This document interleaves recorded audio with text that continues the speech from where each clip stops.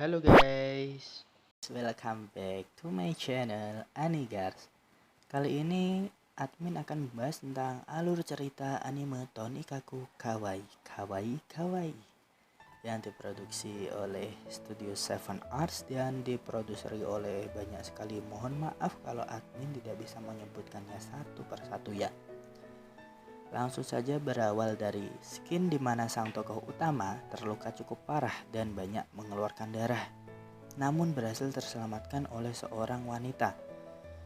Lalu berpindah pada kilas kehidupan sang tokoh utama, perlu diingat ya, bernama Yuzaki Nasa, yang akhirnya tahu tentang arti kata Nasa pada namanya.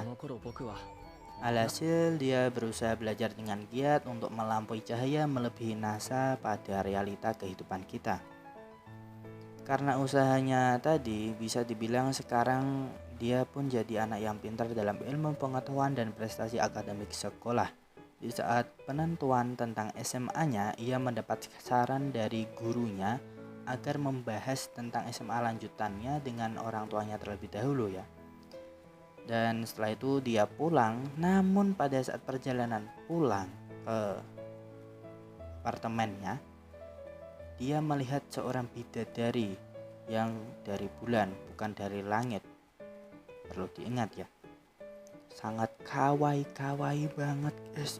Overall is the best.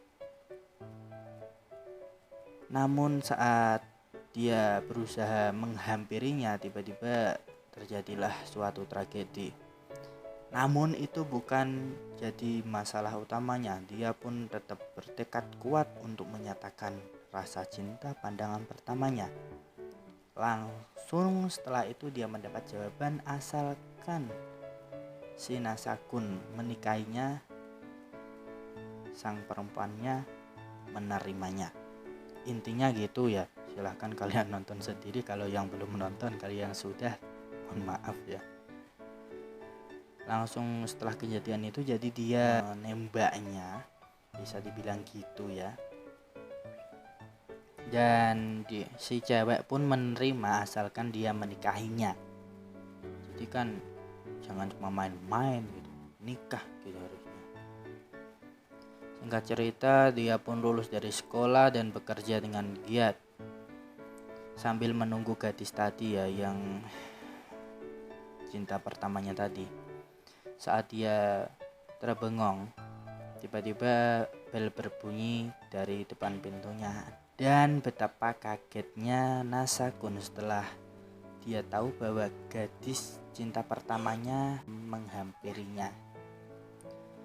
Gadis tadi bernama Tsukuyomi Tsukasa. Singkat cerita, Yuzaki mengisi formulir pernikahan mereka yang sudah jadi syarat awalnya tadi, dan akhirnya mereka jadi pasangan muda. Ini adalah kisah pasangan dengan pertemuan pertama yang aneh dan berakhir bersama dengan ikatan yang tak tergantikan.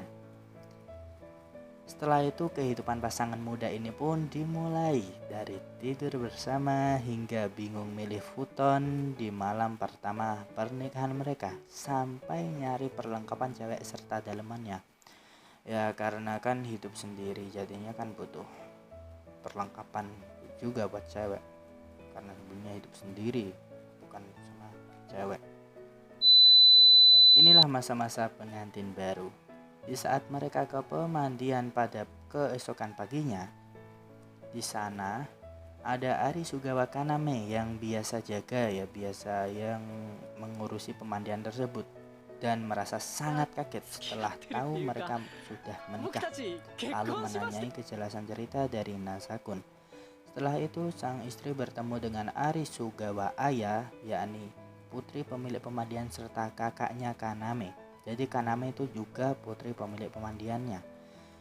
Dimulai dari saat ini ia dapat bimbingan kecil dari Kaname. Dan alhasil setelah itu akhirnya muncul juga sang adik dari istrinya bernama Kagenoji Chitose yang ingin menjemput kakaknya. Namun setelah tahu bahwa kakaknya sudah menikah, ia pun merasa kepo banget dan menolak. Kenapa dia bisa menikah, seperti apa lagi?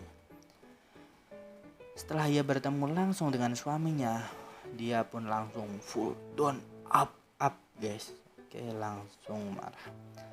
Ia pun menculik suaminya dan minta bantuan pada pelayannya, yakni Charlotte dan Aurora. Singkat cerita, Nasakun berhasil kabur dengan Tsukasa, istrinya tadi, dan melamarnya di sebuah tempat, di sebuah gereja, dan melamarnya lalu kissing di Bukit Indah pinggiran kota di sebuah gereja. Langsung saja ya. Setelah lamaran tersebut, ia mendapat arahan dari Kaname untuk cincin pernikahan karena berarti sangat penting bagi pasangan hidup ya.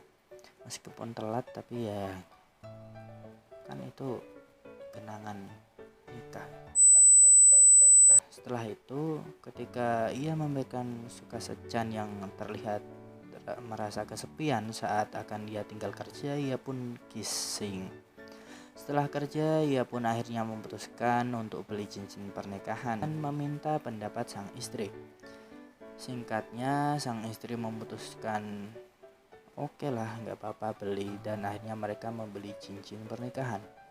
Setelah itu, tibalah saatnya Nasakun di mana dia harus menghubungi orang tuanya untuk meminta orang tuanya menjadi penjamin. Namun orang tuanya memberikan syarat agar dia pulang ke kampung halamannya dulu bersama dengan istrinya. Ya, meskipun dia merasa agak malas, tapi karena melihat kepercayaan sang istri, ia pun jadi semangat untuk pulang ke kampung halaman dengan ya bisa dibilang ini bulan madu, dan akhirnya penyakit kecanduan kamera dalam dirinya muncul bangkit seketika setelah dia memotret sang istri yang imut sekali. Perjalanan bulan madu mereka pun dimulai dengan menikmati makanan di rest area hingga budaya Kyoto, yang bisa dibilang itulah menikmati kebudayaan Kyoto. Meski sempat terhambat dengan adiknya sang istri Chitose, namun alhasil Nasakun bisa meyakinkan Chitose dengan rumus-rumus teori kimia, fisika sampai MTK. Akhirnya Chitose pun kembali ke rumah dan mereka sampai di rumahnya orang tua Nasakun di Nara. Singkat cerita, mereka mendapat izin orang tua kembali ke Tokyo, namun apartemen yang mereka tempati ternyata telah terbakar dan mereka pun akhirnya tinggal di kamar kosong yang ada di pemandian milik Ayasan tadi ya, keluarganya Ayasan. Lalu Ayasan akhirnya baru mengerti dan tahu ketika si Nasakun tinggal di sana kalau Nasakun itu ternyata sudah menikah. Dia sempat shock, namun karena ada perhatiannya Kaname yang mengingatkannya, ia pun bisa menerimanya sedikit demi sedikit. Setelah itu karena baju Tsukasa sebagian besar terbakar, mereka pun beli baju dan daleman ya. Singkat cerita, mereka semua Tsukasa, Aya, dan Chitose tanding game saat pesta taco. BTW Kaname kagak ikutan karena dia sudah dikalahkan di awal ya. Jadi meski hadiahnya Nasakun atau lebih tepatnya bisa meminta melakukan apapun kepada Nasakun asalkan hal itu masih bisa dilakukannya, ia pun mundur. Jadi ini tanding antara ketiga wanita. Fight! Dan alhasil sang istri pun pemenangnya dan seri. Setelah itu suatu ketika Nasakun dapat kerjaan darurat dan langsung buru-buru bekerja dengan sangat fokus hingga lupa waktu, dan pada akhirnya ia jatuh sakit. Sang istri pun sangat mengkhawatirkannya, namun semua itu ia lakukan karena ingin melihat pesta kembang api bersama istrinya Tsukasa. Alhasil mereka melihat pesta kembang api bersama dengan semuanya dan happy ending. Itulah kisah cerita dari anime ini. Mohon maaf kalau sebentar karena ikhlas cerita, alur cerita. Oke, sampai di sini dulu video pada kali ini. Thank you and bye-bye.